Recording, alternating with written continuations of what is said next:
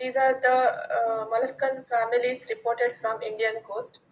About 59% of the gastropods can be seen in Dr. India. D'Souza, your Your slides are not slides are loading. not Can you loading. please Can you check? please check?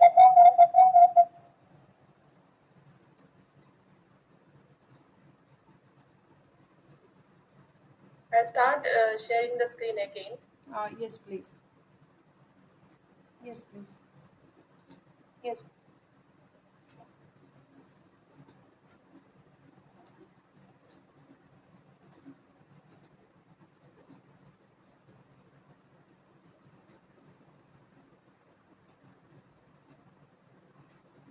Is it visible now? Yes, now it's visible, and we are in number Yes, 4 now it's slide. visible and we are in number 4 slide. I cannot make a screen show here, so the code is with me. I'll continue with it. Gastropods constitute 59% of the found in marine habitats, and the least number is of scapopods, having 1% of the species.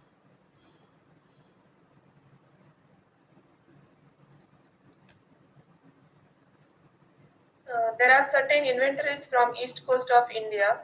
Highest number of species are reported from Gulf of Mannar and least number from Chennai coast. From west coast, Lakshadweep has highest number of species reported. Almost 768 species have been discovered, and uh, least number is of the Kathiawar Peninsula or Gujarat. It has least number of species. There are certain new records of bivalves from west coast of India. They belong to families Arcidae, Cardidae, Vinidae, Veneridae. Most of the species, the new records can be found from west coast of India. The important concept here is the protection of mollusk, and in marine habitats, the mollusks are facing higher level of risk or threat because of anthropogenic disturbances. The threats are overexploitation and overfishing. So here overexploitation occurs because the mollusks are used for human consumption. Mainly the snails and clams, they are used for consumption by the local people as well as they are shipped for trade. Here the importance is in shell trading because most of the mollusks are used for ornamental purposes and they are traded. Some of the pearl oysters are in high demand for consumption that leads to overfishing and also they are traded. Some of the protected species such as Babylonia whales, they are having the edible value. They are caught in bycatch along with the major catch of fishes. And some of the mollusks which are protected, they are also caught as bycatch. And if they are not needed, they are allowed to rot in the landing centers or sometimes they are discarded. In Gulf of Mannar, there is illegal coral mining prevalent, and most of the coral reef associated mollusks they'll be residing in the deep sea, and they'll be dependent on corals for their survival, or for food or shelter. So these coral mining is prevalent, and most of the coral associated mollusks are used for shell trade. For example, sacred chunk in West Bengal that is used for household purposes as well as it is traded. The window pane oyster or the pearl oyster, it can be seen in Odisha coast and it was used earlier as currency and it is the most common species that is traded. These are the ornamental shells which are in high demand in shell trade industries and used as food. Some of the shells are caught in bycatch and they are used for medicinal purpose in the east coast. For example, the crown conch is used for medicinal purpose. Its shell is made powdered and the grinded form will be used for curing digestive ailments. The bivalve Anandara granosa and poultry feed and it has lots of calcium even the Crassostria species, they are used as poultry feed. There are certain species which are known as protected mollusks under the Wildlife Protection Act, and there are almost 19 species of gastropods considered as scheduled marine mollusk, and 4 species of bivalves, 1 cephalopod. The next threat is tourism. So most of the coast of India, they are widely known for tourism, and trampling of shells and litter takes place in the intertidal areas that damages the habitats of shells. Waste dumping is another issue occurring in the coast of India. So waste dumping, it can be of agricultural or from the industries or from the houses. The waste can be released and it is made to intermix with the marine water, polluting it. Recreation is another issue. Most of the Indian coast, they are converted into tourist places, or amusement parks or resorts can be built in most of the undisturbed areas of the seashores, and that damages the habitats of mollusks. Next is pollution. So industrial pollutants, those industries which are residing in the vicinity of the sea, for example in the west coast, the petroleum industries or agriculture, fertilizer industries, and the BCF, even the thermal power plants, they release the pollutants and that mixes with the seawater, causing damage to the marine fauna. The fly ash that is released by the thermal power plants, it leads to the massive kills of the fishes as well as mollusks. The domestic sewage or runoff from the agricultural land that mixes with the marine water pollutes it.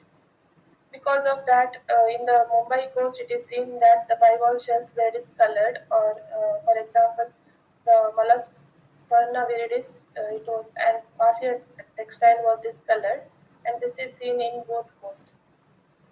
The next issue is ports and dredging. Construction of ports can be seen in the Chennai coast, and it leads to silt deposition, changing the turbidity that damages the shells.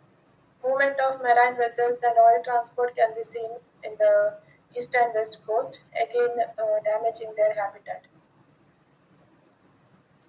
The illegal trading, as I already told, the shells are traded for their ornamental purposes because of the articulature and luster. They are in high demand in the shell trade industries. And shell trade occurs because of the poor enforcement of laws. Indian government has put some legislations, but they are not well enforced. So shells listed in Wildlife Protection Act are traded. For example, the African conch Version contarium is imported and sold instead of the sacred charm that is of India. So this is because the Versicon is a sinistral shell and the sacred charm is a dextral right-handed coiling shell. So sometimes the dextral shells are made to change their shape as made as sinistral and they are imported. So top shell and turban shells, even the helmet shell, tritons, bivalve placuna placenta, and the horse conch are mainly the traded ones. These are in these are having the ornamental purpose or ornamental uses because they are used in button making and other artifacts. The bivalve placuna placenta is used in manufacturing lamps, articles for display, hair clips, and other accessories. The triton and pineapple shell and helmet shell, they are used as souvenirs. Horseconch is consumed by the local fishermen and its meat is sold in local markets, and also it is used for shell trade. Coming to the conservation aspect, we need to conserve the marine mollusks and their habitats because they are already highly threatened. So certain laws can be implemented for the trade to control the trade of shells. Government has initiated some of the laws and it is implementing certain laws for the control of shell trade. The next is sustainable management of fishery. Here it can be done by controlling the light trawling. So usually high technologies are used for fish catch and that leads to overfishing. So here ban on the night trawling can prevent certain uh, catch of certain fish species as well as shellfishes. Species-specific management depends on the habitat where the species are residing. Their export and import can be controlled. Breeding biology and life cycle of protected marine species should be known for their conservation. This will help in implementation of conservation plans. Even for the regional habitats where the organisms are found and their life cycle should be known. Research institute need to be funded for the projects related to status and recovery programs for marine species can be conducted. When there is government funding and when there is a research on marine mollusks, even the scheduled species, their recovery programs can be conducted. Public awareness needs to be done by documentaries, symposia, training programs. Similarly, there are similarities between the mollusk, the scheduled mollusk, for example, Lambis truncata and Lambis chiragra. These two species, because of their similarity, they are Keono. creating the confusion for हाँ identification. So, for the taxonomists, it is difficult to बंद होने से identify them, and it is difficult to have the laws on the shell trade of these species. मेरा वो ऐसे For रहा improved collection of shells can be done, and new tools have to be implemented or developed for the collection of marine species. Mobile ऊपर तो होगा Fishing zones and marine sanctuaries and biosphere reserves can be constructed to avoid the bycatch and to allow the species to remain in the or reproduce in the natural habitats. Citizen science approach can be conducted where the local people or people who are interested in marine mollusks or marine biodiversity, they can be allowed to collect and identify and document the marine biodiversity. So certain steps have been taken by Indian government for the protection of marine mollusks. The first step is sea ranching. This is a method of aquaculture where the juveniles are reared in hatcheries, artificial hatcheries, and then they are allowed to mix with the sea and allowed to grow in the original habitats. This is done for oysters and mussels, and it has been successful, but it is not done for other species. There are about 9 species of mollusks which are listed in Schedule 1 and 4 of Wildlife Protection Act for their conservation. The CITES Convention for the Trade of Endangered Species has Appendix 2, where the certain families of mollusks are not allowed to trade. Only with the presence of license they can be exported. Lack of data on the status, landing, and life history is another issue where the laws or legislations cannot be implemented. Wildlife Crime Control Bureau is developed to curb wildlife crime monitoring, control of shell trade. This has been prevalent in the East Coast. Next is the Gulf of Mannar Biosphere Reserve Trust. This is present in the East Coast or in the Gulf of Mannar, and it has been conducting sensitization programs for the to create the awareness in the local people in the East Coast. There are certain legislations for the protection of mollusk, Wildlife Protection Act, Wildlife Conservation and the Chang Fisheries Act, Pearl Fisheries Ordinance. All these are implemented by the Indian government. Biodiversity Act is there, and because of this, Section 37 recognizes declares biodiversity heritage sites for the conservation of marine biodiversity and their protection. Coastal Regulation Zone and the Ministry of Environment and Forest has introduced Environmental Protection Act. The Coastal Regulation Zone has certain guidelines which prohibits the activities including the human exploration near the coastal regions. The CRZ has four rules or four schemes, I can say, where it prohibits the activities in the seashore and in the urban and rural areas and even in the deep sea or in the islands. It restricts the activities related to coastal environment.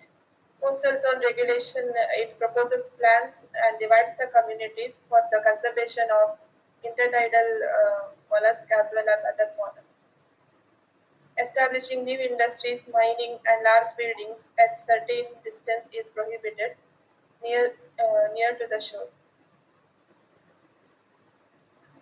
Coastline demarcation has been done by CRZ, and certain areas or marine habitats they are considered as ecologically sensitive areas, and developmental activities are prohibited. Indian government has recognized in 18 biosphere reserves. Some of them are Gulf of Mannar Biosphere Reserve Trust, Sundarbans, and Great Nicobar Biosphere Reserves. There are certain Ramsar sites that are declared as wetlands. 42 Ramsar sites are present in India, and they are the sacred places or sacred wetlands where it is meant for conservation of biodiversity. Maritime Protected Area Network is constructed to have the coastal conservation. It includes the Wildlife Act, Environment Act, Coastal Regulations on Notification, and National Biodiversity Act. So these are certain measures taken by Indian government. For any further queries, you can write to me. I am very thankful to you for the opportunity.